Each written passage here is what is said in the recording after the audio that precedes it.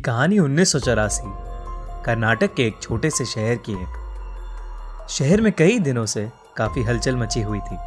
रोज रात में शहर का कोई ना कोई मर्द घर से गायब हो रहा था। यह खबर सुनकर वेंकट नाम का एक रिपोर्टर उस शहर में पहुंचा। शाम के कुछ 6 ही बजे होंगे, पर शहर के लोग जल्दी जल्दी अपनी दुकानें बंद करके घर लौट रहे थे।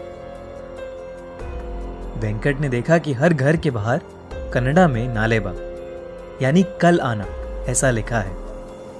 उसने वहां एक पुजारी को रोक के पूछा कि शहर में ये सब क्या हो रहा है।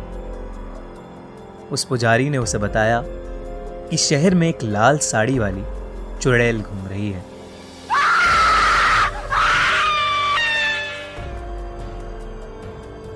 वो रोज रात में घर घर जाके जोर से दरवाजा खटखटाती है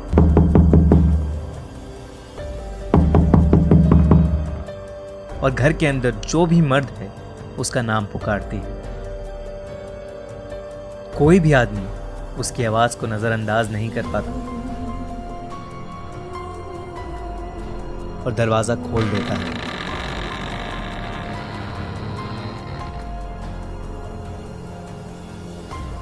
कहते हैं वो चुड़ैल उसे अपने वश में करके कहीं दूर ले जाती है और मार देती है।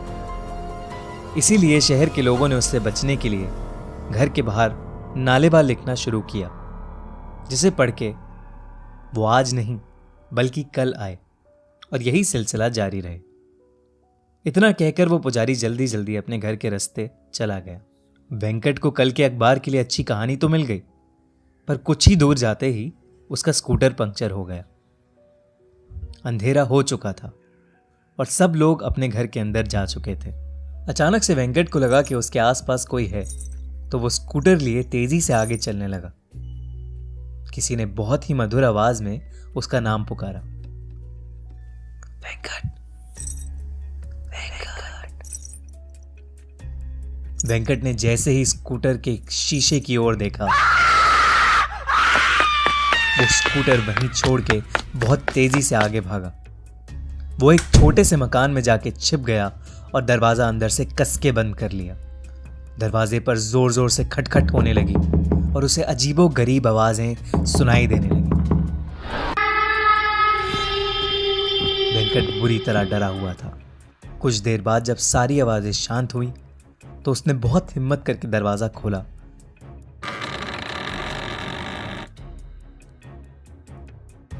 तो वहां कोई नहीं था, पर फिर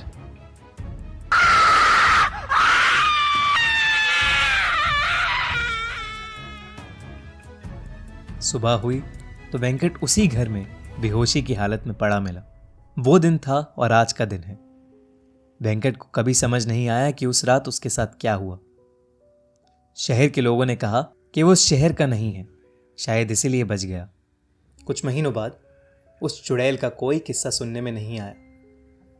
आज भी उस शहर के लोगों ने अपने घर के बाहर नालेबा यानी कल आना ऐसा लिखा है।